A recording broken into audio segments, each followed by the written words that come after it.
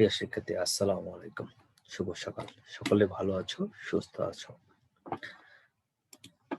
আজকে আমি তোমাদের আইসিটি ক্লাসের দ্বিতীয় ক্লাসটা তোমাদের সাথে অংশগ্রহণ করছি।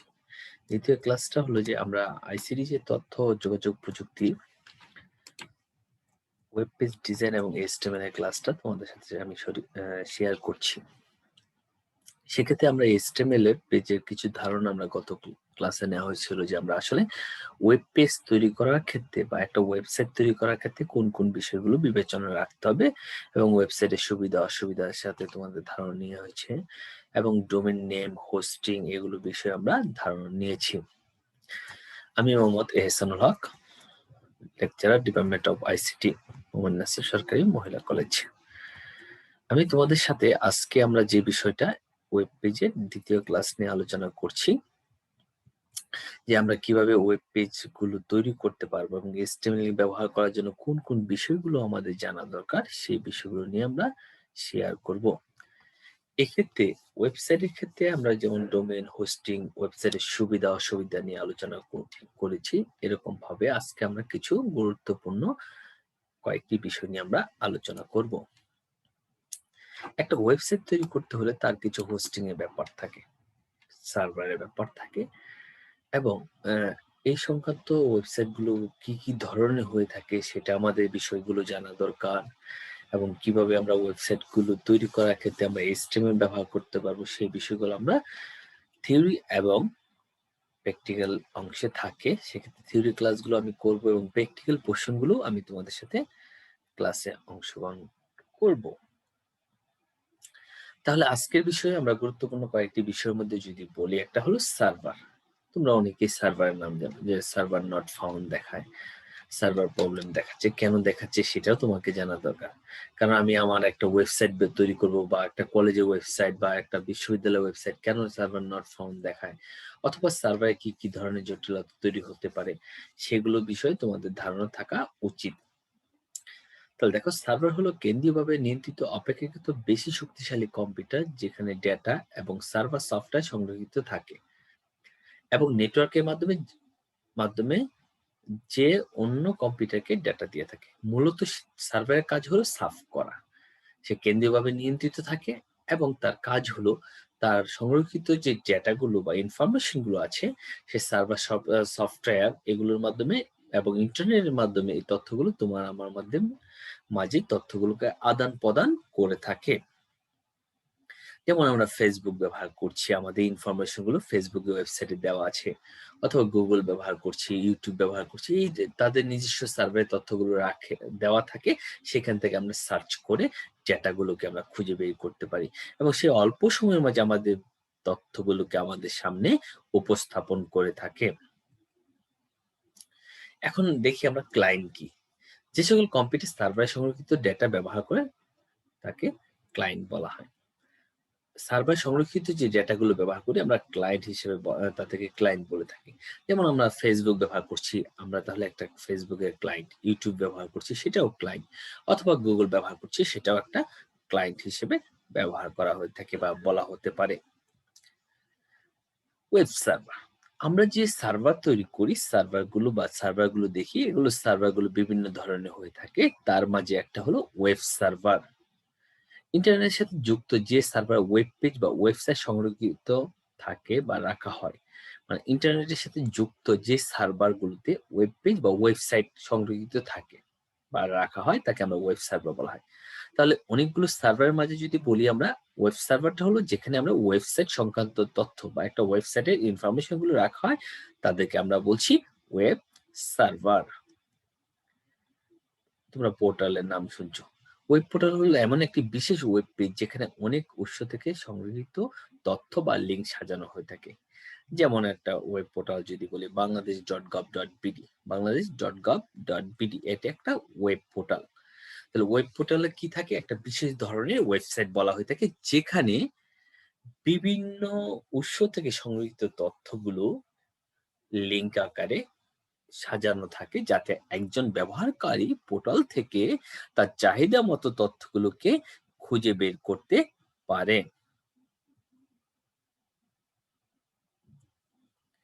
দেখো আমরা যে ওয়েবসাইটের কথা বলছি, ওয়েবসাইটে কয়েকটা পার্ট বা অংশ থাকে। আমরা যদি বলি যেমন http://www.mugmc.edu.bd, এটা আমরা জানি যে মোহামেডান কলেজের ওয়েবসাইট অ্যাড্রেস, যেখানে তোমাদের বা কলেজ সংক্রান্ত নোটিশ বা ইনফরমেশন গুলো আমরা এখান থেকে জানতে পারি। সেক্ষেত্রে আমরা দেখো একটা পোর্শন হলো ডোমেন নেম। তোমরা জানো যে ওয়েবসাইটে একটা স্বতন্ত্র নামকে আমরা ডোমেন নেম বলি। তাহলে ডোমেন নেমের মূল পোর্শনটা যদি বলি MUGMC, এটাকে আমরা ডোমেন নেম হিসেবে আখ্যায়িত করা হয়ে থাকে। এছাড়া .edu.bd, এটাকে আমরা ডোমেন টাইপ বলা হয়ে থাকে। যেমন ডোমেন টাইপটি দেখো facebook.com, google.com বা yahoo.com, এগুলো হলো এক একটা কমগুলো হলো .edu.bd বা .gov, এগুলোকে আমরা বলি ডোমেন টাইপ। ডোমেন টাইপ দ্বারা কি প্রকাশ করে? সাধারণত একটা ওয়েবসাইটের নামটাকে বা প্রতিষ্ঠানের নামকে সংক্ষিপ্ত আকারে একটা ডোমেন নেম দেওয়া হয়ে থাকে। এছাড়া ডোমেন টাইপ দেওয়া হয় এই ওয়েবসাইটে কি ধরনের সেটা প্রকাশ করার জন্য ডোমেন টাইপ ইউজ করা হয়ে থাকে। যেমন কম দিলে আমরা কি বুঝি বা ইডু দ্বারা কি বুঝি, অলরেডি তোমরা এইসব ব্যাপারে অনেকটাই তোমাদের ধারণা রয়েছে। তাহলে আমরা যদি দেখি, এখানে দেখো বিআইজ্যাট আছে, ওআরজি আছে, .com আছে, .info আছে, .edu.bd, .net, .gov.bd বা .tv, এগুলো হলো এক একটা ডোমেন টাইপ। এবং এক একটা ডোমেন টাইপ দিয়ে কি প্রকাশ করে থাকে? আমি বললাম যে এক একটা ডোমেন টাইপ দিয়ে ডোমেনের ধরনগুলো, মানে একটা ওয়েবসাইটের ধরনটা কি সেটাকে মিন করে থাকে। যেমন কম দিয়ে সাধারণত কমার্শিয়াল সাইট বোঝানো হয়ে থাকে, নেট দ্বারা নেটওয়ার্কিং সাইট বোঝানো হয়ে থাকে, মেল দ্বারা মিলিটারি ফোর্সের যে সাইটগুলো সেগুলোকে বোঝানো হয়ে থাকে। তাহলে ডোমেন টাইপ গুলো দেখো .net, যেটা নেটওয়ার্কিং কাজ করে থাকে বা সার্ভিস দিয়ে থাকে, তাদেরকে নেটওয়ার্ক সাইট হয়ে থাকে, যেমন বাংলা .net। এছাড়া cisco.net, এরকম শত শত .net ব্যবহার করে যারা নেটওয়ার্কিং সার্ভিস দিয়ে থাকে বা প্রোভাইড করে থাকে। এছাড়া .com, যেমন কমার্শিয়াল অর্গানাইজেশন গুলোকে আমরা বলি .com, যেমন মাইক্রোসফট.com, ইয়াহু.com, ফেসবুক.com, গুগল.com, সেগুলো হলো এক একটা কমার্শিয়াল সাইট যারা ব্যবসা বাণিজ্যের ক্ষেত্রে এই ধরনের কার্যক্রমগুলো পরিচালনা করে থাকে। .edu, এডুকেশনাল সাইট, যেমন বইয়ের.ac.bd। টপ লেভেল ওয়েবসাইটের ডোমেন টাইপের ক্ষেত্রে এসিটা হলো একাডেমির ক্ষেত্রে ব্যবহার করে থাকে, আর এডুটা ব্যবহার করে এডুকেশনাল সাইটের ক্ষেত্রে। একাডেমি এবং এডুকেশনাল সাইট একই ধরনের, তবে ভালো লেভেল বা বড় ধরনের প্রতিষ্ঠানগুলো এসি ব্যবহার করে, আর ইডু ব্যবহার করে এডুকেশনাল সাইটগুলো। মানে মোহামেডান কলেজে যেমন ইডু ছিল, BAU.edu.bd। তোমরা জানো BAU এর ওয়েবসাইটটা হলো বাংলাদেশ এগ্রিকালচার ইউনিভার্সিটির ওয়েবসাইট। এছাড়া আমরা .gov ব্যবহার করি। সাধারণত গভর্নমেন্ট সাইটগুলো, মানে গভর্নমেন্ট বা শিক্ষা প্রতিষ্ঠান হোক বা অন্যান্য প্রতিষ্ঠান হোক, যেগুলো গভর্নমেন্ট রিলেটেড সাইটগুলো, তারা ইডু ব্যবহার করে, গভ ব্যবহার করে থাকে। ঠিক আছে? যেমন বাংলাদেশ.gov.bd, এটা হলো বাংলাদেশের মূল একটা সাইট। এছাড়া বিভিন্ন মেডিকেল ভার্সিটি অথবা বিভিন্ন ভার্সিটি গুলো যেগুলো সরকারিকরণ, তারা অনেকেই গভ ব্যবহার করে থাকে গভর্নমেন্ট বোঝানোর জন্য। তারপরে যদি আমরা আসি international organization, UN, united state হতে পারে বা ইউনাইটেড নেশন হতে পারে, ইউএনডিপি হতে পারে, তারা ইন ব্যবহার করে। এটা হলো ইন্টারন্যাশনাল অর্গানাইজেশনের জন্য এই ধরনের ডোমেন টাইপ ইউজ করে থাকে। মিলিটারি ফোর্সের জন্য মেল ব্যবহার করে, মিলিটারি ফোর্সের জন্য মেল ব্যবহার করে, যে বিভিন্ন আর্মি বা মিলিটারি ফোর্স গুলো এগুলো ব্যবহার করে থাকে। বিশেষ করে ইউএসএ প্রথম অবস্থায় তারা মেল দ্বারা তাদের ওয়েবসাইট গুলো তৈরি করে থাকে। ORG organization, non profit organization, যে সকল প্রতিষ্ঠানে কোনো প্রফিট ব্যবহার করে না, সেবামূলক কাজ করে থাকে, তারা সাধারণত ওআরজি ইউজ করে থাকে। অনেক ক্ষেত্রে ব্যক্তিগত ওয়েবসাইট গুলো ওআরজি দ্বারা ব্যবহার করে থাকে। এরকম শত শত ডোমেন টাইপ ইউজ করা যায়। তবে অবশ্যই তুমি কোন ধরনের ডোমেন টাইপ ব্যবহার করবা সেটা ডিপেন্ড করবে তোমার ওয়েবসাইটটার ধরনটা কি। এবং ওয়েবসাইটে তুমি রেজিস্ট্রেশন করে নিতে হবে, ডোমেন টাইপ গুলো অবশ্যই রেজিস্ট্রেশন করে নিতে হবে। আমরা যদি ওয়েবসাইটের কথা বলি বা আমরা ওয়েবসাইটের বিষয়টা যেটা পড়ছি এবং ওয়েবসাইট ডিজাইনের বিষয়টা পড়ছি, সেক্ষেত্রে দেখো আমরা যদি একটা নেটওয়ার্ক দেখি, এরকম ছোট, ছোট অনেকগুলো ৩ টা নেটওয়ার্ক দেখছি এবং একটা ৪ টা। তাহলে একেক ধরনের নেটওয়ার্ক একেকভাবে ইউজ করে বা একেকভাবে সুযোগ সুবিধা দেওয়া থাকে। এই নেটওয়ার্ক গুলোর মাঝখানে মাধ্যম হিসেবে কি করা হয়? আমরা টাওয়ার ইউজ করি, যাতে ডেটা ট্রান্সফার করে থাকে। এখন যদি এটাকে অন্যভাবে দেখি, আমরা যে ওয়েবসাইট গুলো ব্যবহার করছি, ওয়েবসাইটটা মূলত একটা টাওয়ারের মতো, একটা বেজের মতো। যেখানে ইনফরমেশন গুলো থাকে, যার মাধ্যমে আমরা বিভিন্ন প্রান্ত থেকে সেটাকে ইউজ করছি। যেমন Facebook এর কথা ধরো, YouTube এর কথা ধরো। তুমি Facebook এ তোমার ইনফরমেশন দিচ্ছ, আমি আমার বাসা থেকে তোমার ইনফরমেশন বা তোমার প্রোফাইল দেখতে পারছি। এরকমভাবে আমি লাইভ ক্লাস নিচ্ছি, তোমরা Facebook এর মাধ্যমে বিশ্বের যেকোনো প্রান্ত থেকে তুমি কলেজের ওয়েব পেজে বা Facebook পেজে ফেসবুক গ্রুপে তুমি এই জিনিসটা দেখতে পারছো। তাহলে একটা মাধ্যম হিসেবে ফেসবুক কাজ করছে, একটা মাধ্যম হিসেবে ওয়েবসাইট কাজ করছে, যেখানে বিভিন্ন মাধ্যমকে বিভিন্ন মানুষকে, বিভিন্ন নেটওয়ার্কের ব্যক্তিকে সংযোগ স্থাপন করে থাকে। ঠিক আছে? জাস্ট একটা নেটওয়ার্কের মাধ্যমে সেটাকে তোমাদের সামনে আমি উপস্থাপন করার চেষ্টা করলাম। তাহলে কি হচ্ছে যে ওয়েবসাইট একটা মাধ্যম, যে মাধ্যমে আমাদের কি করা হয়? বিভিন্ন প্রান্তের ব্যক্তিগুলোকে সমন্বয় করা যায়, ইনফরমেশন গুলো আদান-প্রদান করতে সহযোগিতা করে থাকে। যেটা আমরা দেখছি অলরেডি ওয়েবসাইটে সুবিধা সম্বন্ধে আমরা পড়ানো হইছে গত ক্লাসে এবং তোমরা বাসাও সেটা প্র্যাকটিস করে দেখেছো। কয়েকটি জনপ্রিয় ওয়েব ব্রাউজার সফটওয়্যার। এখন ওয়েব ব্রাউজার কি তোমরা জানো? ওয়েব ব্রাউজার হলো ওয়ার্ল্ড ওয়াইড ওয়েব রিসোর্স থেকে তথ্য খুঁজে বের করা, অ্যাক্সেস করা বা উপস্থাপন করা একটা অ্যাপ্লিকেশন সফটওয়্যার। তাহলে এটাকে বলছি আমরা একটা অ্যাপ্লিকেশন সফটওয়্যার বা যেটাকে আমরা মোবাইলে ভাষায় অ্যাপস বলে থাকি। তার কাজ হলো তথ্যগুলোকে খুঁজে বের করা, উপস্থাপন করা বা অ্যাক্সেস করা। যেমন একটা ব্রাউজার দিয়ে আমরা কি করছি? Facebook লগ ইন করছি, Gmail লগ ইন করছি, Yahoo লগ ইন করছি। তাহলে হুম, তোমার আমরা ওয়েব ব্রাউজারের মাধ্যমে আমাদের তথ্য বা ইনফরমেশন গুলো অ্যাক্সেস করা, খুঁজে বের করা বা উপস্থাপন করার কাজে ব্যবহার করে থাকি। সেক্ষেত্রে আমরা ওয়েব ব্রাউজার গুলোর যদি নাম বলে থাকি, তোমরা বলবা যে স্যার Mozilla Firefox আছে, ইন্টারনেট এক্সপ্লোরার আছে, তাই না? Mozilla Firefox অনেকেই ব্যবহার করছো। অনেকের মোবাইলে অপেরাও ব্যবহার করছো একসময়কার। এখনো অপেরা ব্যবহার করা হয়। Google Chrome ব্যবহার হতে পারে, Safari ব্যবহার হতে পারে। তাহলে দেখো আমি এখানে অনেকগুলো ওয়েব ব্রাউজারের কথা বললাম, যেগুলো জনপ্রিয় এবং সবচেয়ে বেশি ব্যবহার করা হয়। ইন্টারনেট এক্সপ্লোরার যেটা ডিফল্ট দেওয়া থাকে অপারেটিং সিস্টেমের সাথে। তারপরে Mozilla Firefox, Opera, ঠিক আছে? Google Chrome, Safari এগুলো হলো একেকটা ওয়েব ব্রাউজার। এখন যদি আমরা কয়েকটা ওয়েব ব্রাউজার পড়লাম, সেক্ষেত্রে তাদের আইকন বা লোগো টাইপটা বলি। এই যে তোমাদের সামনে যে আমরা ওয়েব ব্রাউজারের লোগোটা দেখছি, সেটাকে Mozilla Firefox এ ব্যবহার করে থাকে। এরকমভাবে একেকটা প্রতিষ্ঠান বা একেকটা সাইট গুলো তাদের একটা নিজস্ব ব্র্যান্ডিং লোগো থাকে। যে লোগোর মাধ্যমে তাদের ইনফরমেশন গুলো বা মানুষ আইডেন্টিফাই করতে পারে এবং ইনফরমেশন গুলো ট্রান্সফার করে থাকে। তাহলে ইন্টারনেট এক্সপ্লোরার সেটাও একটা ব্রাউজার। সেটার কাজ কি? বিভিন্ন ওয়েবসাইট গুলো যে যখন আমরা ব্রাউজ করি বা খুঁজে বের করি বা প্রদর্শন করতে কাজ করি, এ ধরনের ব্রাউজার সাপোর্ট নিয়ে সে কাজগুলো করা হয়ে থাকে। এটা সবাই জানো তোমরা, তাই না? এটা হলো Google Chrome, এটা Opera Mini। তারপর যদি এটা বলি আমরা Safari। তাহলে এই যে তোমরা একেক ধরনের ব্রাউজার গুলো ব্যবহার করে থাকি, সেটার সুযোগ সুবিধা রয়েছে। ঠিক আছে? সেটা স্মুথলি ব্যবহার করতে পারছি, কার্ডটা বেশি ফাস্ট।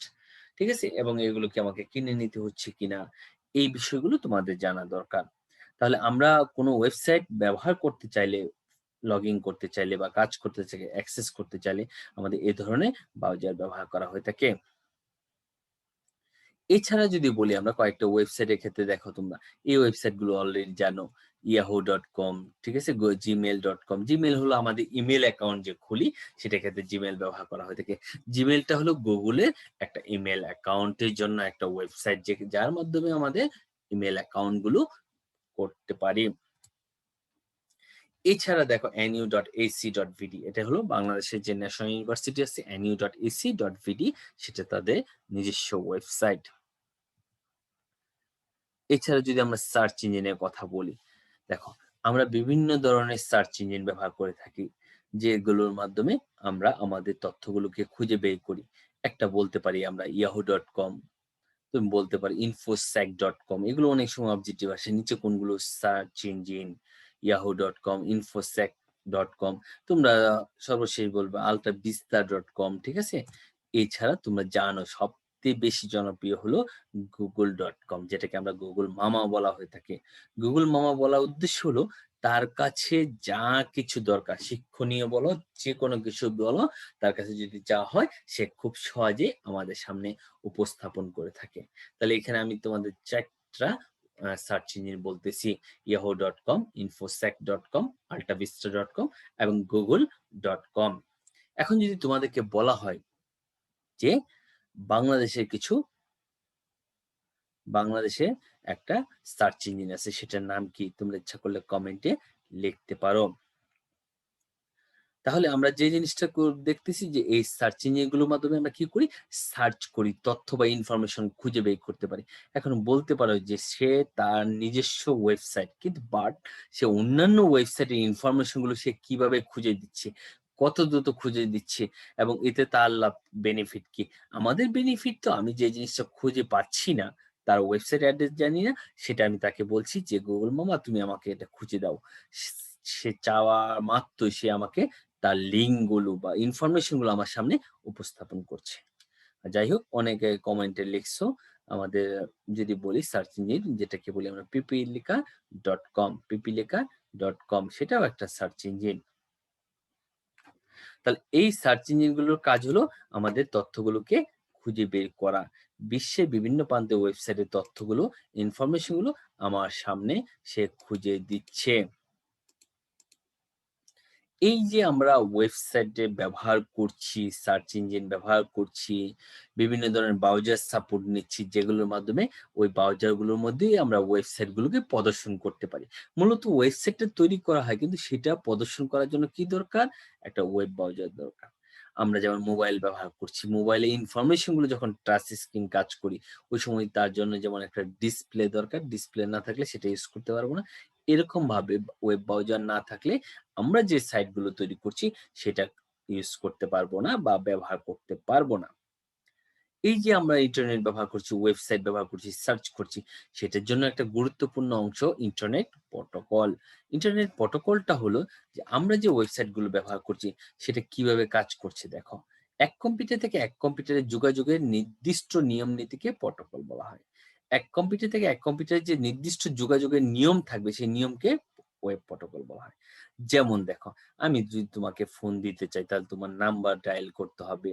নাম্বার ডায়াল অনুসারে তোমার ফোনে ফোন ঢুকবে, তারপর তুমি রিসিভ করবা, কথা বলবো। এই যে আমার সাথে তোমার যে কনট্যাক্ট হচ্ছে বা যোগাযোগ হচ্ছে, সেটার জন্য একটা ওয়েব প্রটোকল দরকার। মানে ফোন করার জন্য তার নিজস্ব প্রটোকল বা নিয়ম আছে। তুমি কি ফোন করছো? অডিও ফোন করছো, না ভিডিও ফোন করছো, নাকি মেসেজ দিচ্ছ? এর মাধ্যমে সে ডাটা গুলো পাঠায়। আমি যদি ভিডিও, যেমন এখন তোমাদের Facebook এ লাইভ দিছি, তাহলে ভিডিওর জন্য অবশ্যই ডাটা বেশি লাগছে।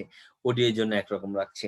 আমরা যখন টেক্সট পাঠাইতেছি সেটার জন্য এক ধরনের ফেসিলিটি বা সুযোগ সুবিধা ব্যবহার করতে হয়। এখন যদি বলি আমরা যে কি আদান-প্রদান হবে এবং কিভাবে আদান-প্রদান, কি করে আদান-প্রদান হবে।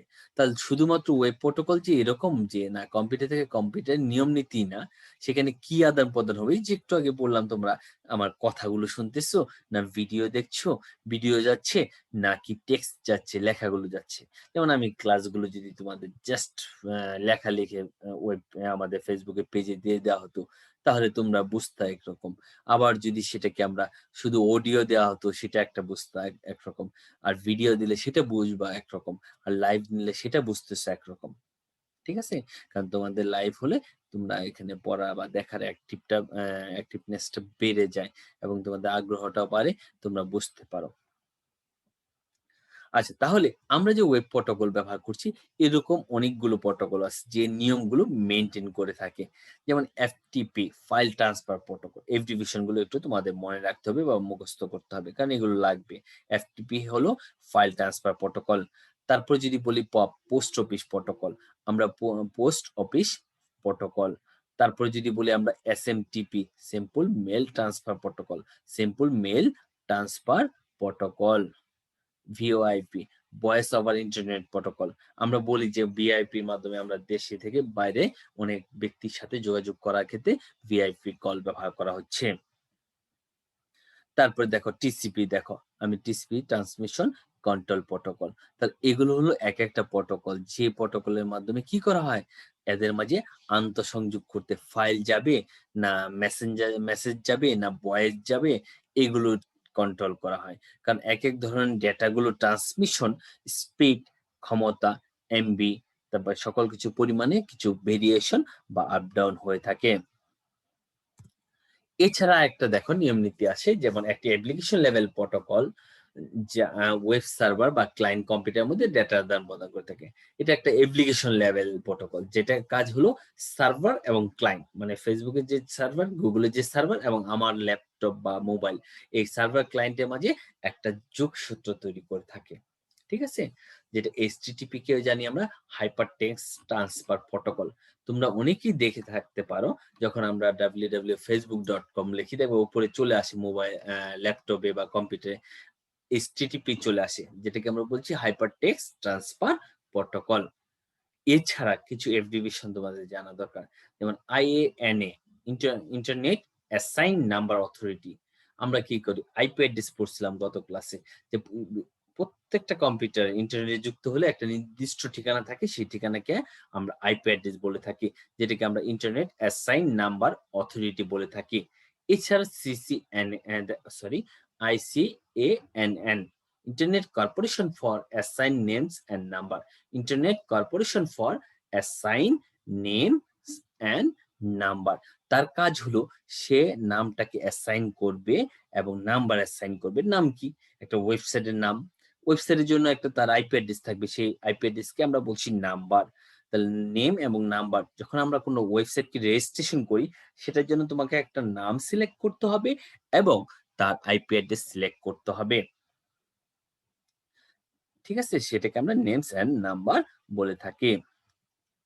আমরা যে ডেটাগুলোকে ব্যবহার করি বা আমরা কোনো সার্ভার যখন খুঁজে বের করি, তার জন্য একটা প্রোটোকল দরকার।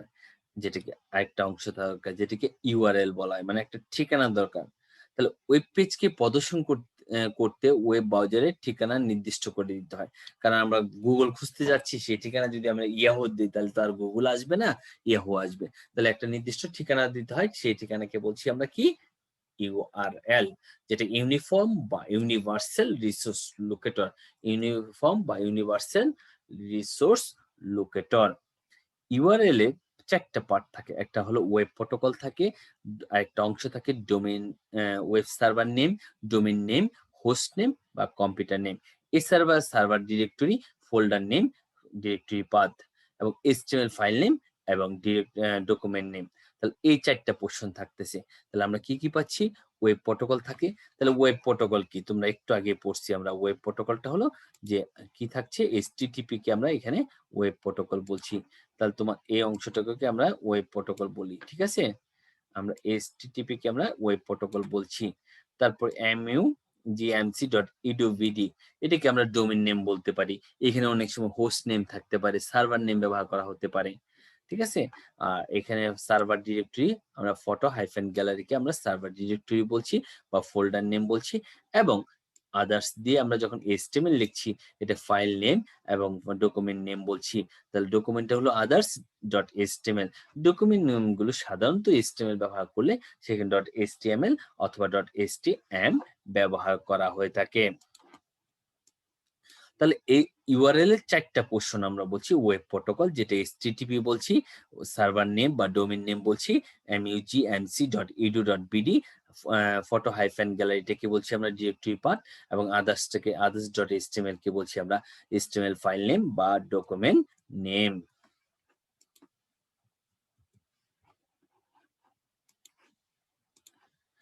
আচ্ছা।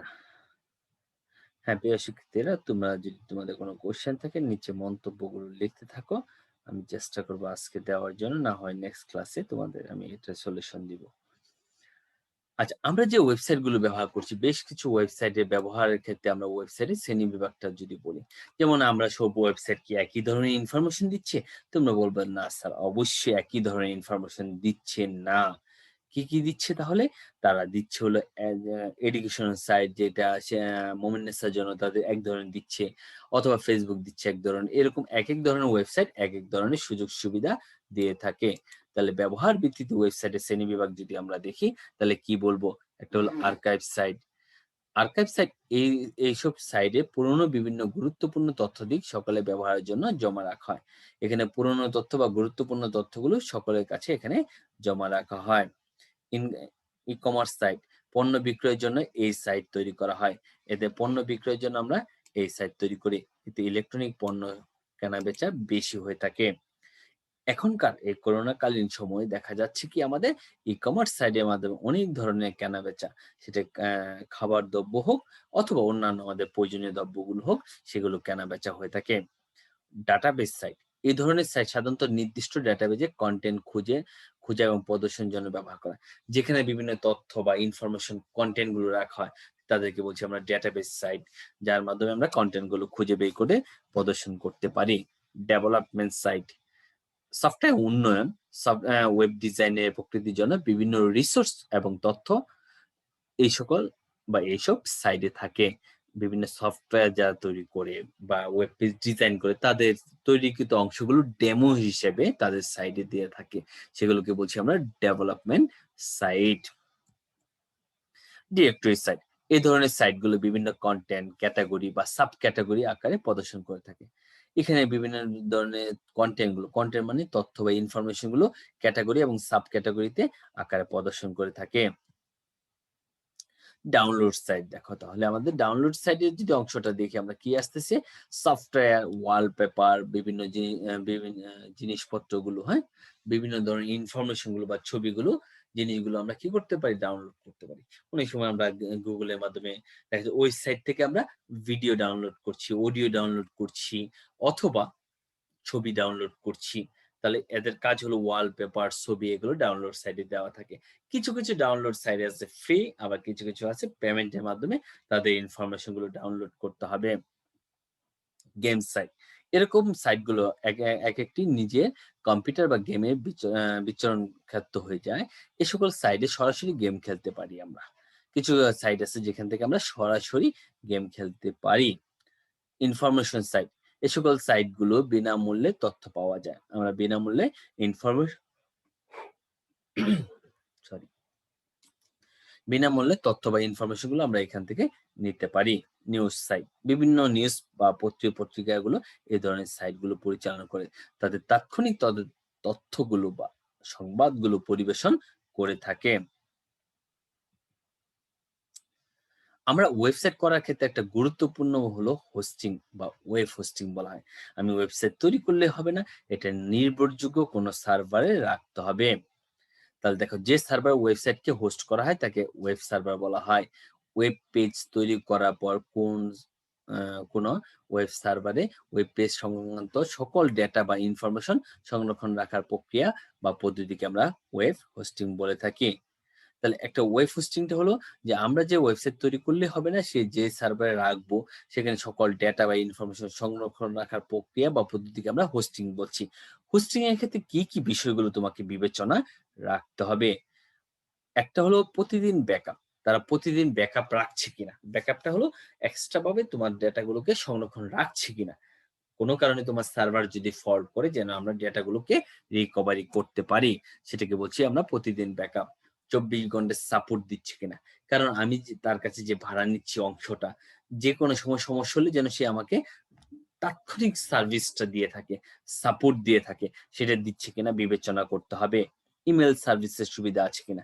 আমরা যে ওয়েবসাইটটা নিচ্ছি সেখানে কোনো ইমেইল সার্ভিসের সুবিধা দিবে কিনা, সেটাও তোমাকে বিবেচনায় রাখতে হবে। ট্রাফিক ভলিউম, একসাথে যাতে সর্বোচ্চ সংখ্যক ব্যবহারকারী যাতে ওয়েবসাইট ব্রাউজ করতে পারে সের ব্যবস্থা রাখা। তোমার ওয়েবসাইটটা কতজন ব্যবহার করছে, সেটার পরিমাণ কত, ক্লায়েন্ট সংখ্যা কত, সেটা তোমাকে বিবেচনা করতে হবে। সেটা তোমার বিবেচনা করে তার ট্রাফিক ভলিউমটাকে বাড়ায় দিতে হবে, যাতে হিউজ পরিমাণ বা বেশি পরিমাণ মানুষ এট এ টাইম ব্যবহার করতে পারে। ফ্রন্ট পেজ এক্সটেনশন সুবিধা, ওয়েবসাইট ডেভেলপ করার পর ফ্রন্ট পেজ সার্ভারে এক্সটেনশন ব্যবহারকারী সুবিধা থাকতে হবে। কি কি ধরনের ফ্রন্ট পেজ আমরা এক্সটেনশনের সুবিধা পাচ্ছি সেগুলো তোমাকে বিবেচনায় রাখতে হবে। ডেটাবেজের ব্যবহারের সুবিধা আছে কিনা। কারণ তুমি একটা ওয়েবসাইট করলে অবশ্যই তোমাকে ডেটাবেস তৈরি করতে হবে এবং ডেটা ব্যবহার করার সুবিধা আছে কিনা সেটাও তোমাকে বিবেচনায় রাখতে হবে। তাহলে যদি আমরা দেখি এই বিষয়গুলো তোমাদের একটা হোস্টিং করার ক্ষেত্রে যে বিষয়গুলো এই বিষয়গুলো আমাদের প্রতিদিন ব্যাকআপ, 24 ঘন্টার সাপোর্ট, ইমেইল সার্ভিসের সুবিধা, তারপরে যদি তুমি বলো যে ট্রাফিক ভলিউম, তারপরে যদি বলি আমরা ফ্রন্ট পেজ এক্সটেনশন সুবিধা, সর্বোপরি আমরা ডাটাবেজের সুবিধা, এছাড়া নিরাপত্তার সুবিধা হতে পারে, ব্যান্ডউইথ কতটুকু হতে পারে, স্পেস কতটুকু, সেটার সুবিধা কেমন আছে, সেগুলো তোমাকে বিবেচনা করতে হবে। তার সার্ভার ডাউন হওয়ার পার্সেন্টেজটা কত, রেটিং কত, সেগুলো তোমাকে বিবেচনা করে ওয়েব হোস্টিং এর বিষয়গুলো তোমাকে জানতে হবে এবং সেই অনুযায়ী তোমার ওয়েবসাইটটাকে হোস্ট করতে হবে। তাহলে আমরা যে বিষয়গুলো তোমাদের সাথে আমরা আলোচনা করলাম বা পড়লাম, সেই বিষয়গুলো যদি আমরা একটা ওয়েবসাইট তৈরি করতে চাই, তাহলে ওই বিষয়গুলো তোমাকে একটু ভালো করে পড়তে হবে। এবং এখানে যখন আমি থিওরি ক্লাসগুলোর সাথে ল্যাবের অংশগুলো যেগুলো তোমার সিকিউতেও আসে এবং প্র্যাকটিক্যাল ক্লাসে বা পরীক্ষাতেও আসবে, তাহলে সেক্ষেত্রে তোমাদের কি করতে হবে? আমরা যদি ওয়েবসাইট তৈরি করতে চাই, তাহলে একটা কম্পিউটার লাগতে পারে, ওয়েব ব্রাউজার লাগতে পারে। ওয়েব ব্রাউজার কি তোমরা জানো? Mozilla Firefox, Google Chrome, Safari বা UC ব্রাউজার। এডিটর লাগবে। এডিটর গুলো নোটপ্যাড, ওয়ার্ডপ্যাড সেটা আমরা পড়বো অথবা ইন্টারনেট কানেকশন লাগবে। কারণ কেন? তোমার সার্ভারে যদি আপলোড করো সেটা ব্যবহার করতে চাও তাহলে সেক্ষেত্রে সেটা লাগবে। তাহলে অনেকগুলো বিষয় দেখো আমরা অলরেডি গত ক্লাস এবং আজকের ক্লাসে পড়ে ফেলছি। যদি আমরা বলি ওয়েবসাইটের সংজ্ঞা পড়ছি আমরা, ওয়েবসাইটের সুবিধা অসুবিধা পড়ছি, ওয়েব পেজ কি পড়া হয়েছে, আইপি অ্যাড্রেস সম্বন্ধে আমরা ধারণা নিচ্ছি যে বিশ্বের প্রতিটি কম্পিউটার ইন্টারনেটে যুক্ত হওয়ার জন্য একটা নির্দিষ্ট ঠিকানা থাকে, সেই ঠিকানাকে আমরা আইপি অ্যাড্রেস বলে থাকি। তারপর ডোমেইন নেম সম্বন্ধে আমরা জানি যে কি ধরনের হতে পারে। ডোমেইন টাইপ আজকে পড়লাম। ওয়েব ব্রাউজার যেটা পড়লাম যে web browser Mozilla Firefox, Google Chrome এগুলো হলো বিভিন্ন ব্রাউজার। এছাড়া আ তুমি যদি ওয়েব ব্রাউজার কি সেটা পড়ছো, হ্যাঁ? আর আরেকটা পড়লাম আমরা যে ওয়েব হোস্টিং পড়লাম এবং তোমাদের বিভিন্ন গুরুত্বপূর্ণ বিষয় দিক সার্ভার, ঠিক আছে? ওয়েব সার্ভার, পোর্টাল এগুলো আমরা পড়ছি, তাই না? তাহলে এই বিষয়গুলো তোমরা অবশ্যই বাসায় যদি পড়ো তাহলে আমাদের নেক্সট ক্লাসগুলো বুঝতে সহজ হবে, পড়তে সহজ হবে। আর যেহেতু আমাদের এখন Facebook লাইভে এই ভিডিওটা তোমাদের Facebook এ থাকছে, যদি তোমাদের মনে হয় সেটা তোমরা কয়েকবার বা রিপ্লে করে বারবার সেটা দেখতে পারবা এবং এই বিষয়গুলো যদি তুমি একটু বাসায় সময় দাও বা পড়ো তাহলে সহজেই সেটা তোমরা বুঝতে পারবা এবং ল্যাব ক্লাস বা HTML এর অংশগুলো তোমাদের বুঝতে সহজ হবে। তাহলে এক্ষেত্রে অবশ্যই তোমাদের একটু বাসায় সময় দিতে হবে। আমার পড়াগুলো একটু পড়তে হবে, দেখতে হবে, তারপর সেটা আমাদের সমাধান করতে হবে। আর যদি সেটা না পড়ো তাহলে তোমাদের জন্য সামনের দিকে অংশগুলো কঠিন হয়ে যাবে। আচ্ছা, যাই হোক তাহলে তোমাদের একটা কথা বলে নিই যে এখন করোনা পরিস্থিতি যে ডে বাই ডে কিন্তু আবার বৃদ্ধির হার বাড়ছে। সেক্ষেত্রে তোমাদের সকলকে সতর্ক থাকতে হবে, পিতামাতাকে সতর্ক থাকতে হবে যাতে আমরা এটা থেকে রক্ষা পাই। ঠিক আছে? ওকে? তাহলে সেভাবে আমরা সবাই মানার চেষ্টা করি এবং ক্লাসগুলো আমরা নিয়মিত দেখি এবং ক্লাসগুলো প্রয়োজন হলে সেগুলো রিপিট করে আবার বাসায় পড়া। যাতে আমরা সহজেই বুঝতে পারি। আর তোমাদের কিছুদিন মধ্যেই হয়তোবা আমাদের একটা ক্লাস রুটিন চলে আসবে যেখানে আমরা Zoom এর মাধ্যমে আমাদের ক্লাসগুলো সম্পন্ন করব বা অনেকগুলো ক্লাসই আমরা লাইভ Zoom এর মাধ্যমে ক্লাসগুলো সম্পন্ন করতে পারবো। ওকে? সবাই ভালো থাকো, সুস্থ থাকো। আসসালামু আলাইকুম।